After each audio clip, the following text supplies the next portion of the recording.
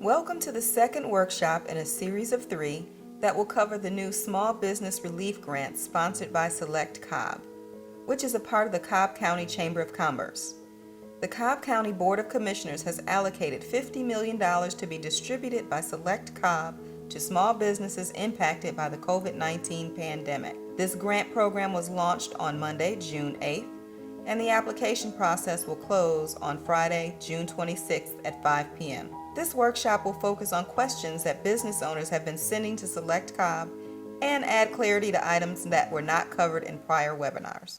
This is Cecily Welch again of Welch Financial Advisors, the accountants you can understand. SelectCobb has asked me to go over the questions you all have been submitting through the website. Keep them coming. I will also be adding clarity to items that we did not cover in the first webinar. We'll identify some of the items regarding eligibility that have been unclear, including sole proprietor, how does that work, as well as the documents that you have to submit. How are the grant funds going to be used? We had some questions on that. And we're going to discuss how does this relief interact with other relief packages you may have received. Finally, we are of course going to cover next steps. Although we've been trying to explain this grant program in isolation, how do you qualify? Who qualifies? Who's eligible? Who isn't? We realize that based on the questions, business owners can't help but compare this to other programs they're already familiar with, specifically the PPP Loan Forgiveness Program. So we're going to go ahead and compare and contrast these two to help you identify how this is different and what you need to focus on. This question, this requirement, that you have not been involved in a bankruptcy or ineligible by a federal department or agency is part of the CARES Act. And these grant funds come from the CARES Act. Long explanation, since the bill itself is over 800 pages, and just the section regarding the PPP loans has had 17 interim final rules so far. I'm sure you're not interested in the minutiae of how it's part of the CARES Act, but know that it is. Counties and cities and municipalities also got money from the Act, and they have some leeway in how it can be spent.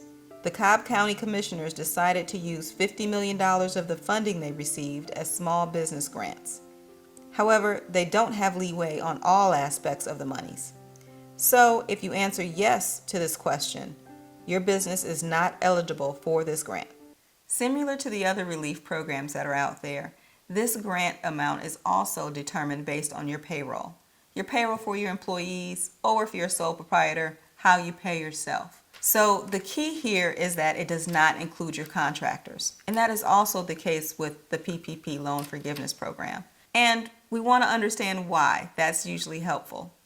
Your contractors have their own businesses, so they would be applying for their own relief. So although we are fully aware that contracting expenses are a business expense, that's not a part of the calculation for this particular grant. Additionally, when you spend the funds for this grant, it does not have to be on payroll. That's just used as the funding mechanism, as the calculation. You'll also note that depending on the grant that you qualify for up to that amount. So if you're in Tier 1, which is $20,000, Tier 2, which is $30,000, or Tier 3, which is $40,000, you could get up to that amount. It's not guaranteed that you're going to get that amount. It depends on the facts and circumstances. So like the PPP Loan Forgiveness Program, the amount of this grant is determined based on your payroll and based on your full-time employees. This is what the page of the application looks like. Your number of employees is as of March 12th, 2020. We know March 12th seems like a very odd date, but that is the date that the shelter-in-place order came down for Georgia. You'll also see within the application it asks you questions about March 1st. That's intentional. March 12th was a Thursday. You're not going to be able to get payroll reports or anything else as of that date. So when you see those two dates, don't let that confuse you. Also, your full-time employees as of that date, what's full-time? For the purposes of this grant, full-time is 30 hours a week or 130 hours a month. That is a difference between this program and the PPP loan program. For PPP, full-time means 40 hours. You'll see both the March 12th date and the March 1st date in various places on the application. Here's one of those places. Don't be confused by this. As we mentioned in the prior slide, these date differences are intentional. I mentioned this grant is based on the number of full-time employees. That's an important distinction. It is not FTEs, full-time equivalents. What does that mean? It's best explained by an example. Let's assume we have 6 employees. Of the 6 employees, 3 work 20 hours a week, 2 work 35 hours a week, and 1 works 40 hours a week. FTEs, full-time equivalents, is calculated by taking the total number of hours worked and then dividing by the number of hours taken to be full-time. So why am I using 30 hours here instead of 40? Because for this grant, full-time is 30 hours a week. This means 5.6 full-time equivalents. This is not, I repeat, not how you calculate full-time for this grant. Instead, there are only 3 full-time employees for the SelectCobb grant according to the requirements. That's because there are only 3 employees working 30 or more hours a week or 130 hours a month. So this is the significant difference between the SelectCobb grant and the PPP loan program. The number of hours that is deemed full-time, 30 hours for SelectCobb, 40 hours for the PPP loan program, and whether you use actual employees or full-time equivalents. Actual employees for the SelectCobb grant and full-time equivalents for the PPE. So be sure to keep these differences in mind as you're calculating which tier you qualify for the SelectCobb grant. How else is the SelectCobb grant program similar to the PPP? It's also similar in that all of the funds received have to be spent by a certain date. It's also similar in that everything that you spend it on has to be substantiated. Neither SelectCobb nor the IRS or the SBA is going to take your word for it. We've got to substantiate. Having the funds be spent within a specific time frame, the PPP loan initially, all of the funds had to be spent on qualifying expenditures within 8 weeks of receipt. You've probably seen in the news that this has been updated to 24 weeks. And yes, that program is calculating weeks. For the SelectCobb grants, the funds also have to be spent within a certain time frame. To mitigate fraud, the grant will be dispersed in 2 increments. Once the expenditures for the first increment are substantiated, the second portion of the grant will be distributed. The first part of the grant must be spent within 60 days of receipt, and the second part must be spent by December 1st. And yes, this second disbursement must also be substantiated. If funds aren't spent or substantiated by this date, they will be clawed back by the county. How else are these relief programs the same? Substantiate, substantiate, substantiate. Yes, keep receipts. Or I guess a better answer is get receipts. So many people now just get their online bill or use online bill pay. But this is not an invoice. True, the payment of an expense shows up on the bank statement or the credit card. Proof of payment, done. But what was that payment for? The only way to prove it is to have the receipt to back it up. I could have a $600 payment to Target on my bank statement. That could be for a desk for my office, or it could be for groceries for my family. There is no way to know this without the receipt itself. My bank statement shows a payment of $75 to the gas company. Without their invoice, this could be for my home utilities versus my business utilities. The invoice is what has the address of the service on it. So yes, in response to the question, do I have to get and keep a receipt? Yes, you do. Further, because these funds need to be specifically traced, you have to prove exactly how you spent the funds to Cobb County. It's probably a good idea to open a separate bank account specifically for these funds. In my experience, at this point, the banks are used to this. I know for my bank, I was able to open a new bank account over email, and it was opened within 24 hours. It's always a good idea to have a good relationship with your bank. So yep, There are businesses that are opening a bank account specifically for their PPP funds and changing their payroll to debit from that account, and then they're just closing that account and going back to their normal account. And there are businesses that would and should be opening a separate bank account for this grant so that you can specifically identify how these specific funds are spent. And how else does this grant compare to the PPP loan funds? Well, this grant, you do need to plan ahead of time. You need to pre-plan what you're going to spend the funds on. That was not a requirement for the PPP loan. You just needed in general to know, well, I think I got some payroll I got to cover. How else does this program compare to the PPP loan program? The other way is that this is a grant. Free money. The PPP loan program is a potentially forgivable loan if you do not spend it on qualified expenditures, or if you don't spend it all by the date that you have to spend it all, it becomes a loan. That is not the case here with the SelectCobb grant. Instead, if you don't spend it on what you agreed that you were going to spend it on, or if it's not all spent by December 1st, the county will take those funds back. And finally, the last area of comparison I want to discuss is taxability. This grant will be considered taxable income. Of course, the actual impact on your tax return is nil because you have qualifying business expenses to offset it. But don't forget, this will get reported on your tax return as income. Contrary to this, the PPP loan will not be reported as taxable income. That was decided in the law. What happens with the expenses? Are they deductible? Are they not deductible? The AICPA has actually asked for additional guidance on this regarding that. So we'll table that. You'll figure that out on your own. For this grant, the SelectCobb Small Business Relief Grants, it will be included in your income, and you also have offsetting expenses. SelectCobb has also gotten a lot of questions regarding a sole proprietor. Do I still qualify for this grant if I don't have employees? It's just me.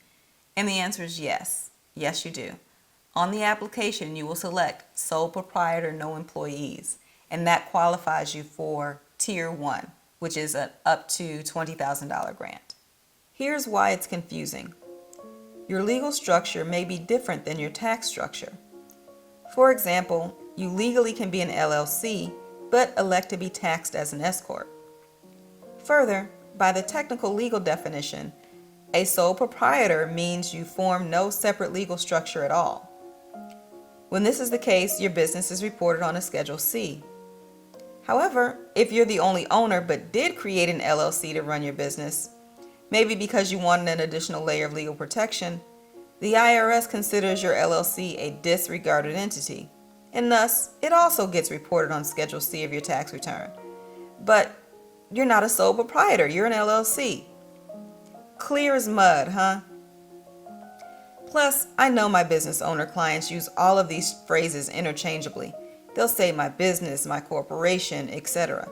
And unless you're dealing with a bank or a tax return or situations like this, they don't focus on the legal structure and general conversation. The point being, for purposes of this grant, think about getting your number of employees correct versus your legal structure. Do you have employees that you pay a W-2? Then select that. So you work on your own. Sure, you hire contractors every once in a while to help out, but it's just you. Do you qualify for this grant? Yes, yes you do. We're still getting quite a few questions on that, so we want to be very clear. Even if you do not pay yourself via payroll, you just distribute money from your business to yourself, yes, you still qualify for this grant. You would qualify for Tier 1, which is up to $20,000.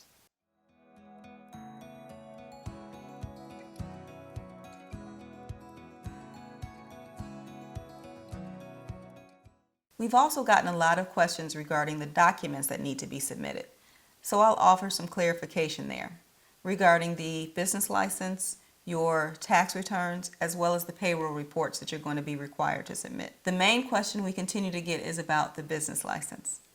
The business license is not your state registration. Those are two different things. You register your business annually with the state of Georgia from the Secretary of State's website, but that is not your business license. Your business license is issued by the county or within one of the cities within the county. Yes, a business license is required for all businesses. Yes, if you're a sole proprietor. Yes, if you're an attorney. Yes, if you don't have a separate business structure. Yes, if you're in a landscaping business. Yes, if you have a home-based business. I realize as a professional who works with small business owners that this may not always be a top priority. Or maybe you are waiting to see if your business is going to be sustainable before getting all of the respective requirements taken care of. But yes, as of the date of the start of your business, you should have a business license issued by the county or by the city. The website for Cobb County gives some pretty good information and steps for obtaining a license. Start here first. Seriously, the county wants you to get into compliance.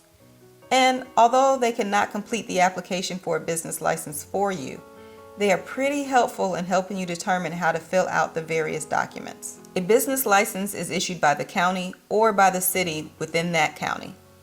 Here is the website for Ackworth.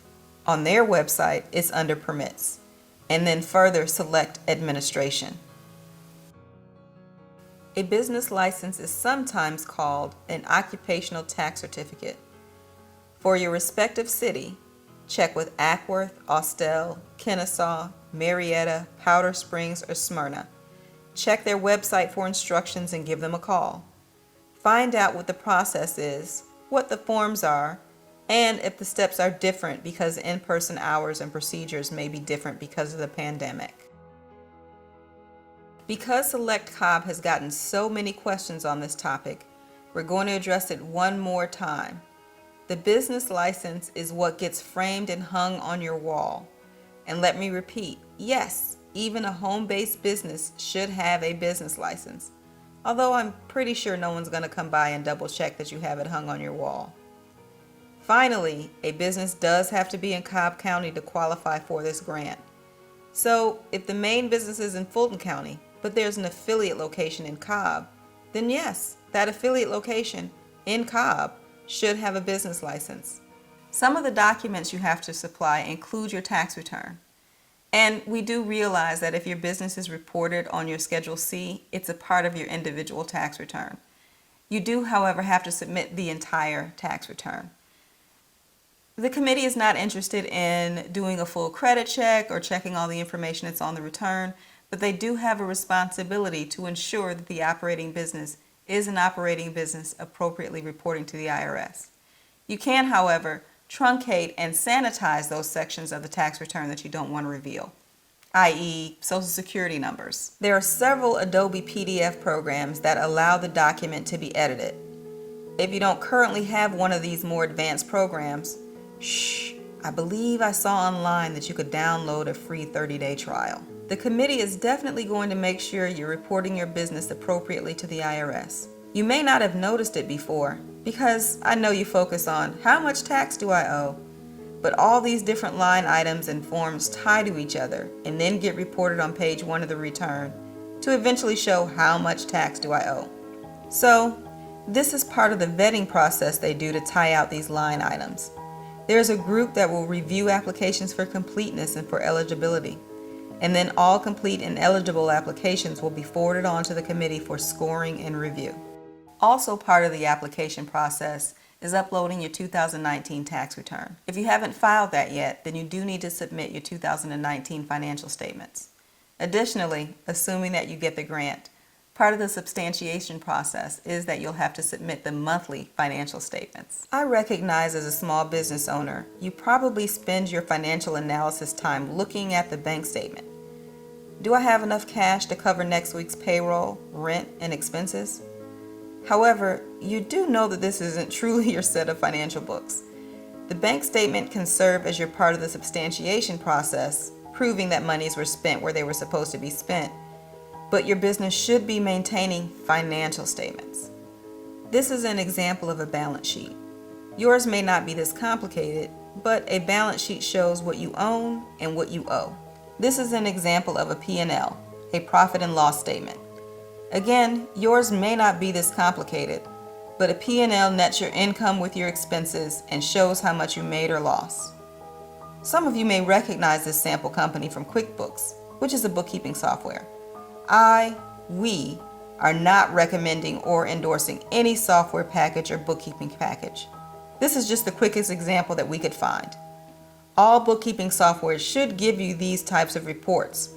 Formatting may be a little different, titles may be a little different, but you will need financial statements for your business.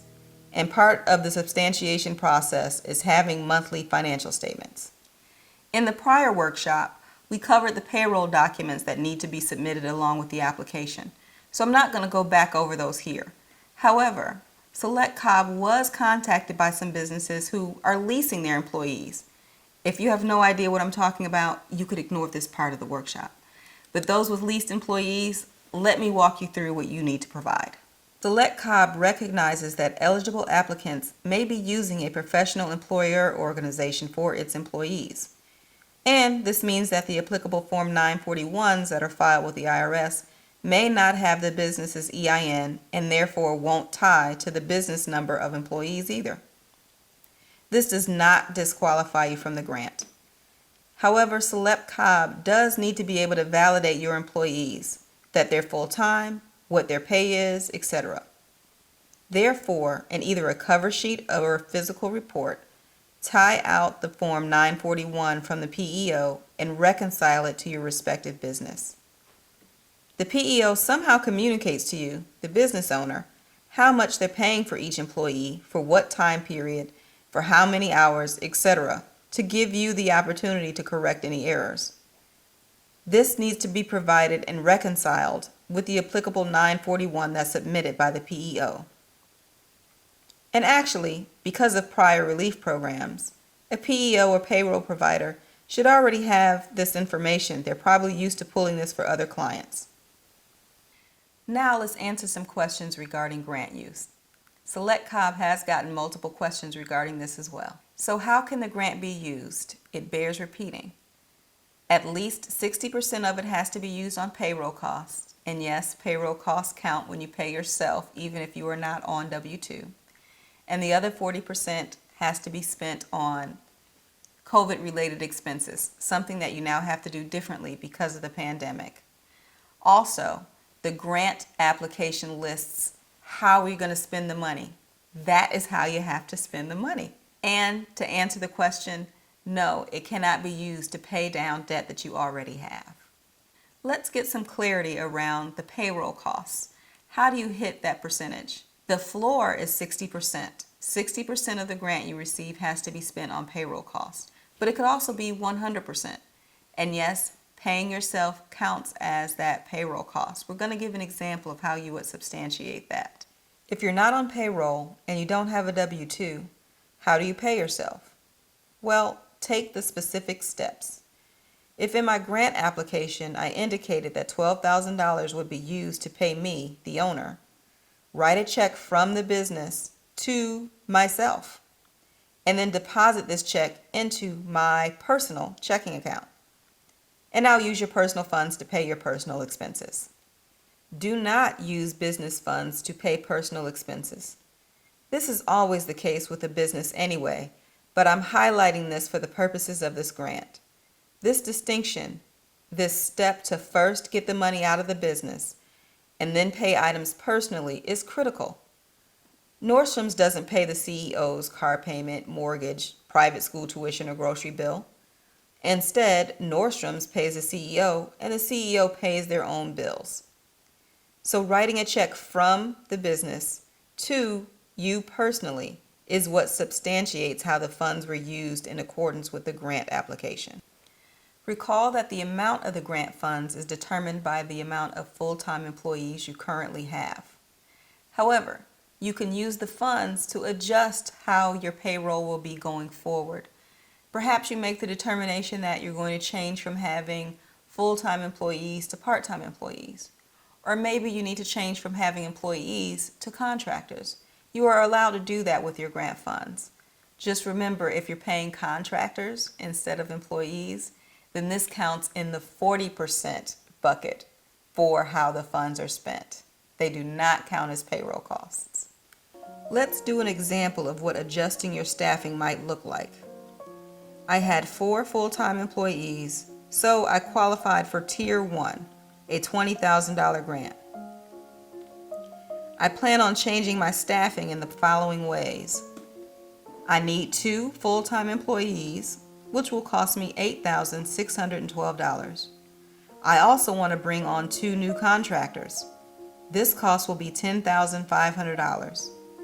And to get me to the $20,000 grant, I also need some new equipment. This cost is going to be $888. But wait, when I do this calculation, this doesn't quite meet the grant criteria. My payroll, because I cannot count contractors, only accounts for 43% of the grant. Other expenses account for 57% of the grant. This disqualifies me. So to use these funds, your business would have to adjust this plan. Not that you should let the tax tail wag the dog or the grant tail wag the dog. Absolutely plan your business operations in a manner that makes sense for you and for your plan.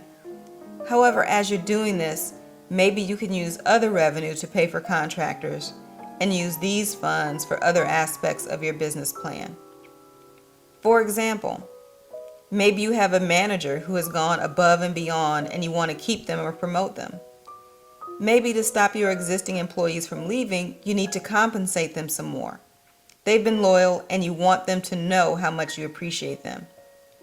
And perhaps as the owner, you've gone several months without taking any distribution from the business at all.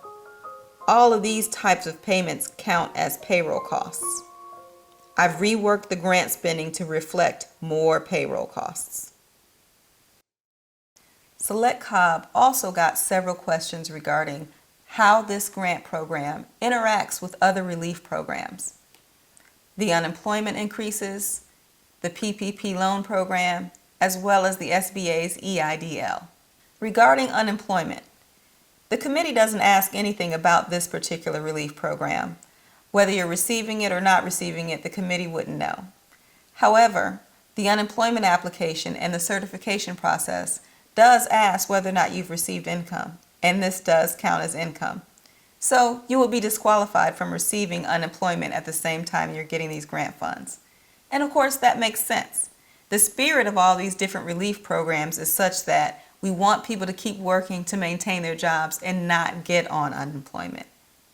SelectCobb has been asked, how does this grant interact with the receipt of the PPP loan or the EIDL? Recall that currently, if your business receives the EIDL or the PPP loan, you won't initially be considered for this grant. It's not until all of the businesses that did not receive these other types of relief funds receive their grants that your business will be considered. So let's assume that you do get it, that you have a PPP or EIDL, and you also get this grant. How does that impact you? The key to remember here is no double dipping or no triple dipping. Whatever expense you're going to pay has to be paid by that respective bucket. You can't say, well, I paid my July rent using the SelectCobb grant funds, and I used the PPP to pay my July rent, and I used the EIDL to pay my July rent. Not possible. You can't pay your rent 3 times for the same month.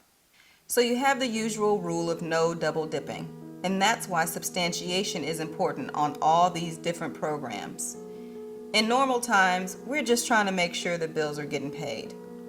But this is one of the instances where we strongly recommend and strongly suggest that you maintain a separate account for each type of relief that you receive, because it is important to specifically trace what money is spent on what expense.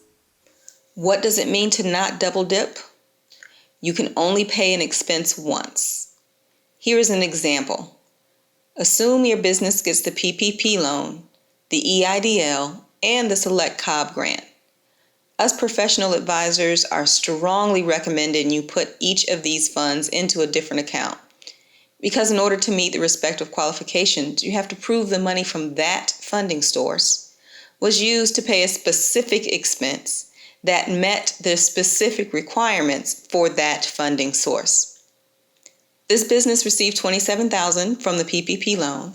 It was spent on payroll and rent in May and June. It meets the requirements for the 60% on payroll and 40% on other qualifying expenses, and it was spent within the 24 weeks. Yes, this business changed their bank account for payroll for just 2 months. And yes, this business then closed this account because the funds are now used up. They also received $75,000 from the SBA in the form of an EIDL. So this is a loan. They'll have to pay it back. Because it's from the SBA, there's still a few restrictions on how it can be spent, but far fewer restrictions than any of the free monies. So the business should be tracking those proceeds as well. That's in the loan documents. The business applies for and gets the SelectCobb grant and uses those funds to pay payroll and inventory. Note that the respective monies are used to pay specific expenses, and there is an invoice or payroll report that will tie to each of these specific line items. And no double dipping. The total expenses incurred were $120,000, and the total expenses paid were $120,000. The EIDL account stays open until depleted, but the business keeps the statements with check copies and receipts and invoices, proving the loan proceeds were used on qualifying expenses. I repeat, it's important to keep this information. SelectCobb is going to be reviewing documents pretty quickly, but the SBA probably won't review files for compliance for quite some time. It's not required that a business have a separate bank account for these types of funds. However, how else can you possibly specifically track how they're spent? If funds are commingled, the burden is on you to prove which monies paid for which item. So better to have a small inconvenience on the front end versus a huge headache on the back end and the potential for the free money to no longer be free. It bears repeating, I know for a small business this seems like a lot of administrative headache. However, from the perspective of those granting money, this is something a business should be doing anyway. Don't businesses track where they get money from? Don't they want to make sure they're paying legitimate expenses, that they actually got the service and product that they paid for? And pragmatically, I know a lot of businesses don't spend a ton of time on tracking. One bucket for the money coming in, one bucket for the money going out. But for the chance to get a free $20,000 to $40,000, maybe it's worth the additional administrative steps. Hopefully you now have a better idea of how these grant funds interact with other relief programs that are out there. Now let's talk about next steps. So you submitted an application and you realize you made a mistake. What do I do next? As I indicated in the prior workshop, do not submit a new application. Instead, you should send an email to SelectCobb and they will open your application so you can make your changes. In making the corrections to your application, you only have 72 hours or up to the date that the applications close, whichever comes first. 72 hours or June 26th at 5 p.m. Also, if SelectCobb is reviewing your application and has some questions and sends you an email back, again, you only have 72 hours with which to respond. The evaluation criteria. There's a group that will check the applications for eligibility and for completeness. So don't do this yourself. Don't self-select out. If you think you qualify, apply.